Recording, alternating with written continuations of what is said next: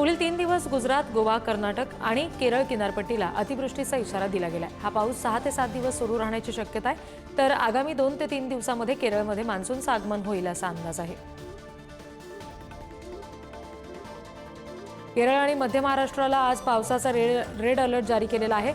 उद्यापासून सोमवारपर्यंत orange alert देण्यात आलाय। कमी दाबाच्या क्षेत्रामुळे पावसाची शक्यता वर्तवली जाते।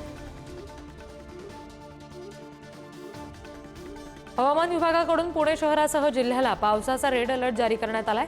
काही ठिकाणी 50 ते 60 किलोमीटर प्रति तास वेगाने वाहणाऱ्या वाऱ्यासह पाऊस पडण्याची शक्यता आहे। मुसळधार पावसासह मध्यम स्वरूपाचा पाऊस कोसळण्याचा अंदाज आहे।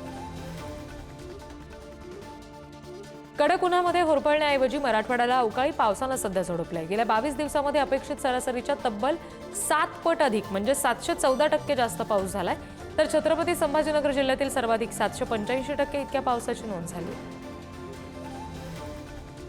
बीडमधील परळी आणि माजल गावात पावसानं हजेरी लावली। तासभर कोसळलेल्या या पावसामुळे वातावरणात गारवा निर्माण झाला। बीड जिल्ह्यामध्ये हवामान खात्याकडून पावसाचा ऑरेंज अलर्ट दिला गेलाय आणि ढगाळ वातावरण राहील असा अंदाज वर्तवला गेलाय। लातूरमध्ये नदीकाठावरील गावांना जिल्हा प्रशासनानं सावध राहण्याचा इशारा दिला। पावसाचा वेग कायम राहिला तर नद्यांवरील प्रकल्प आणि कोल्हापुरी पद्धतीचे बंधारे निर्धारित पाणी पातळीपर्यंत भरण्याची शक्यता आहे आणि त्यामुळे परिसरातील गावांना सतर्क राहण्याचा इशारा दिला गेलाय। सिंधुदुर्गात निर्माण झालेल्या विजेच्या प्रश्नावर उपाययोजना करण्यासाठी आता मुख्यमंत्री देवेंद्र फडणवीस यांनी सूचना दिल्या। वादळी वाऱ्यासह झालेल्या पावसामुळे सिंधुदुर्गात विद्युत पुरवठा खंडित झाला होता। पालकमंत्री नितेश राणे यांनी याबाबत फडणवीसांशी चर्चा केली। आसमानी संकटांनी मराठवाड्याला चांगलं झोडपून काढलं। 2025च्या सुरुवातीपासूनच निसर्गाच्या लहरीपणामुळे 4218 हेक्टरवर नुकसान झालं, तर शेकडो जनावरांचा मृत्यू झाला। यामध्ये शेती आणि फळबागांचं सर्वाधिक नुकसान झालं।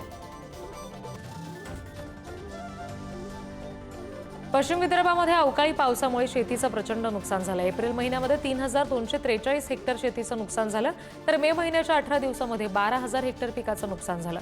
नुकसान भरपाईसाठी महसूल विभागानं 9 कोटी रुपयांच्या अनुदानाची मागणी केली आहे। गेल्या 4 दिवसांपासून सुरू असणाऱ्या अवकाळी पावसामुळे कोल्हापूरमधील जलसंपदनाची आता डोकेदुखी वाढलेली आहे।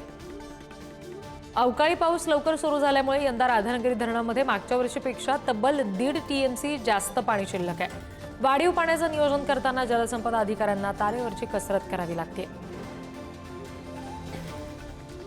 तूर खरेदीसाठी केंद्रीय कृषी आणि शेतकरी कल्याण मंत्रालयानं 28 मे पर्यंत मुदत वाढवलेली आहे आणि त्यामुळे राज्यातील तूर उत्पादक शेतकऱ्यांना मोठा दिलासा मिळतोय।